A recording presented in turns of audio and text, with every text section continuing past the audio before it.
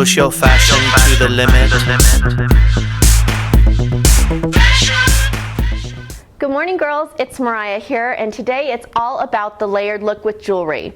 Now, this is a big trend that's happening in jewelry right now. I actually touched on it a few weeks ago, kind of layering all the delicate gold necklaces. But I thought, it might be a little bit overwhelming or intimidating to you girls, so let's talk about, what's going on with this fashion trend right now and how to make it work for you in your own wardrobe. Now, one thing to think about when you're layering jewelry, whether it's silver or gold, whatever your preference is that you want to kind of think of it as a family, right? You want all the necklaces to connect. So I think of like three sisters, right? They all sort of look alike. You can tell they're sisters, but one's tall, one has curly hair, one has green eyes, So the same thing with the jewelry. You want it to all kind of have the same look, the same vibe, but each one has its own personality. So I put together a little trio right here. This is a great little set. I kept this one really clean. It's all gold, and basically everything kind of has a teardrop shape. So this little delicate one's going to hit right in the nape of your neck, and then the middle one drops a little bit more. I'm giving all the necklaces a little room to breathe, right? You don't want them to be stacked up or overlapping too much. So as you're layering your three necklaces or two necklaces, just make sure you've given them a little space, room to breathe, right? But you can see how these all have a little bit different textures with the metals, the bling shapes are all slightly different, but again, it's that same vibe, right? So that's one tip. The other tip is, to look for necklaces that are already put together. So this is a great little trio that I picked up in LA a few weeks ago for you girls. I liked it because it kind of already did the work for you, right? Sometimes it's hard to find the necklaces that have just enough space between them. So this is a great one. And then I went, for the gusto and put on a big chunky statement necklace here. And this one has more matte silver and kind of some black beading in there. And then this is like a bling. So, again, they're silver, so that's what's keeping them in common. But there's texture and there's variety in the overall look.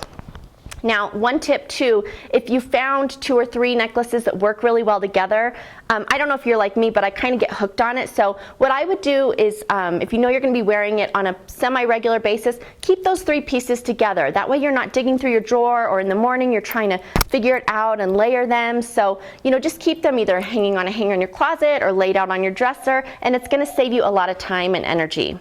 Now, with that also being said, bracelets and stacking them is really big in fashion right now. But again, it doesn't have as much of an impact if you stack all the same bracelets, right? So again, we're trying to add some color, we're trying to add texture. So I'll just give you an example of how I'm working it today, right? This is my bracelet, my watch I'm just going to count as a stackable, right? I wear it every day, so that's a bracelet.